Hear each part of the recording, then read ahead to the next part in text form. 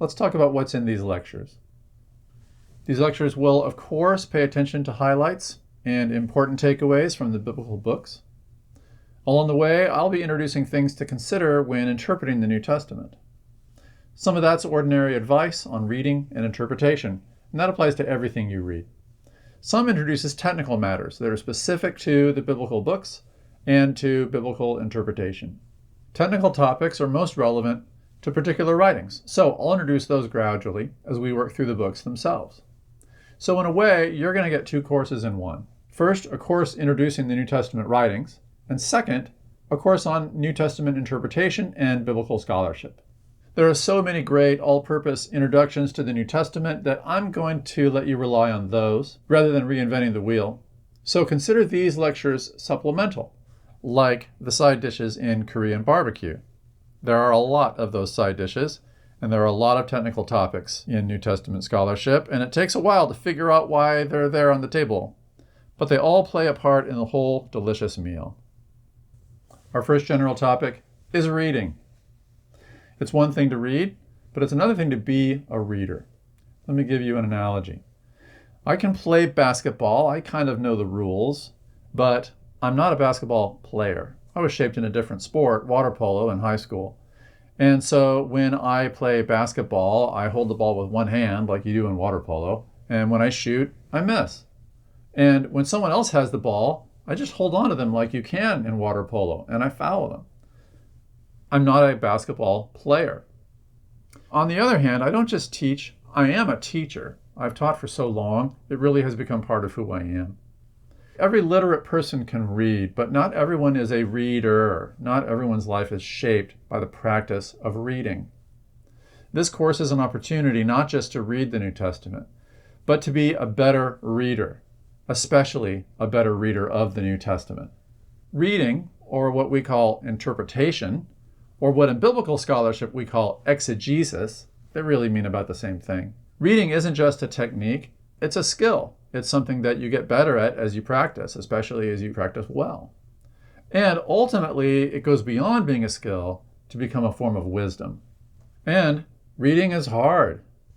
We have to beg people to read in this culture. In school, I would count the pages. How many pages do I have left until I'm done? I still do that sometimes, and I bet you do too. Well, the frustration of reading, the arduous character of reading, as well as the exhilaration and the reward of reading, owe to the demands that it makes on us. I think reading is hard because books come from people, and people are difficult, we're complicated, we're mysterious. Engaging texts is engaging people and the things that they have to say. And when we're reading the New Testament, these people have amazing things to say. So this course is not just a backgrounder on the New Testament or an introduction to biblical scholarship.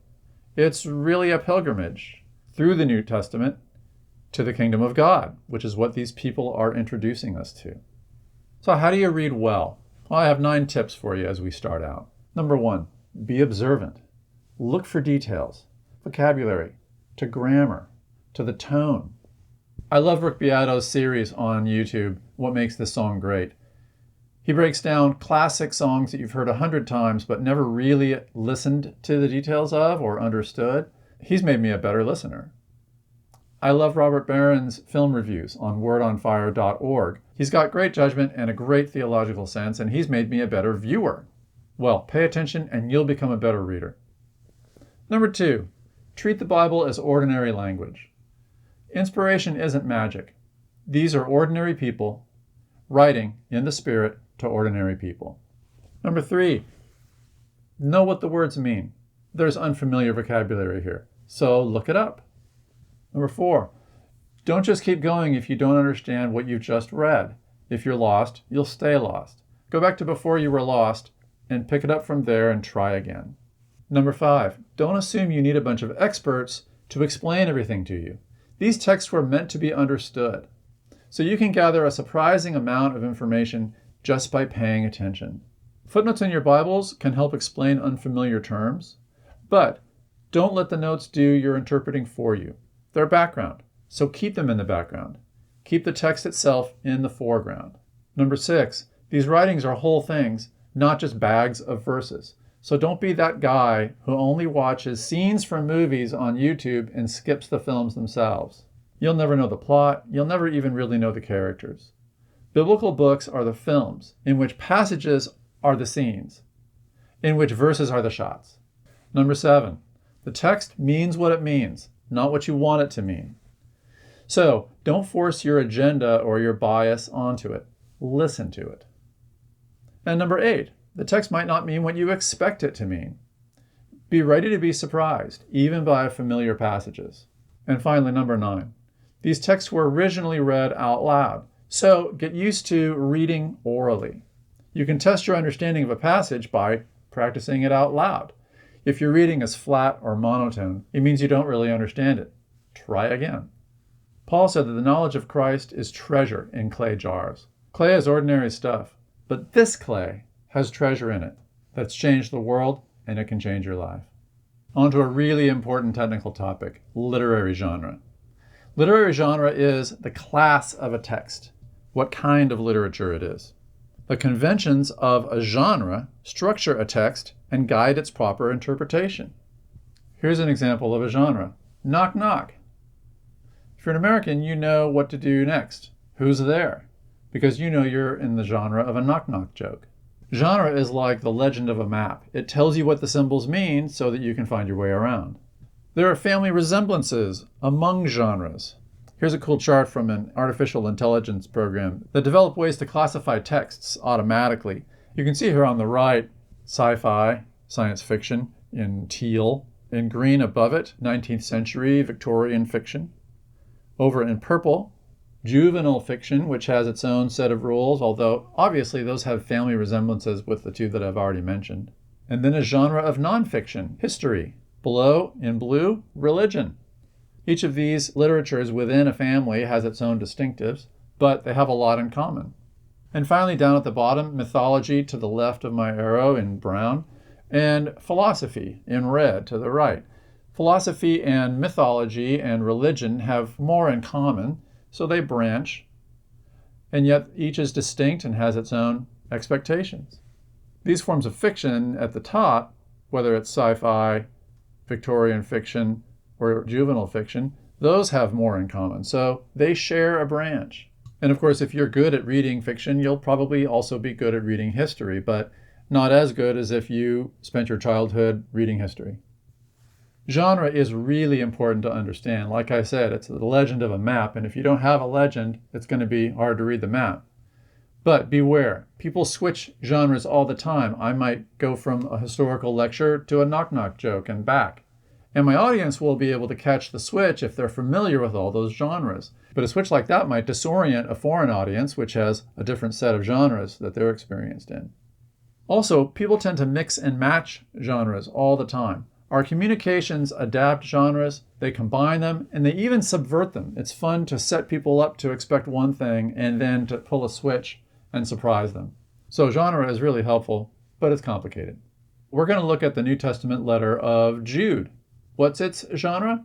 It's an encyclical letter, which means a letter circulated to a wide audience rather than targeted at one particular audience. Now let's look at the goal or the purpose of a text. People write for specific reasons and specific motivations, and often they don't come right out and say what their motivations are. They're unstated.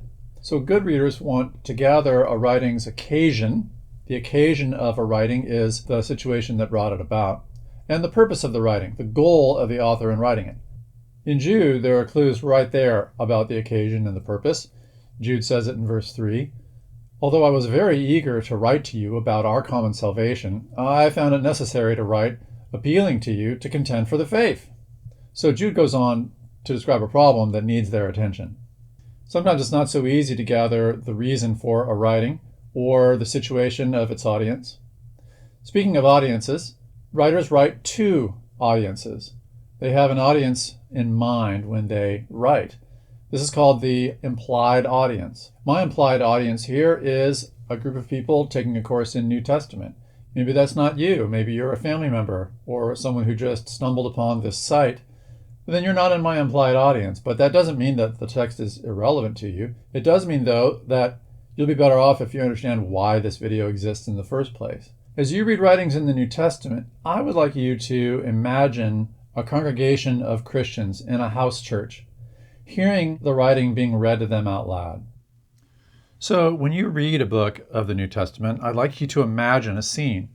An audience in a house church is gathered and a messenger is reading the text to them out loud. In the case of Paul's letter to the Romans, that seems to be a woman named Phoebe. Paul says, I commend to y'all our sister Phoebe, a servant of the church at Cenchreae, that you may welcome her in the Lord in a way worthy of the saints and help her in whatever she may need from you. That's a pretty prestigious job that Phoebe got, to read Paul's letter to them. So here's an icon of St. Phoebe holding that letter. The writing is in German, but that's what it says. Who were Jude's audience? The clue is right there in verse 2, to those who are called, beloved in God the Father, and kept for Jesus Christ.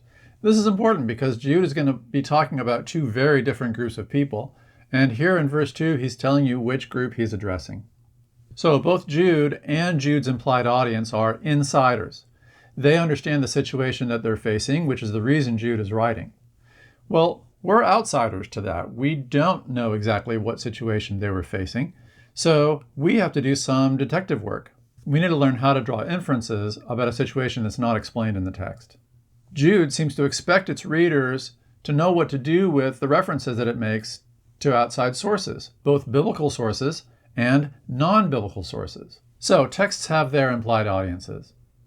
But writings overflow those original audiences. I mean, we're reading Jude today, 2,000 years later. Sometimes texts intentionally overflow their audiences.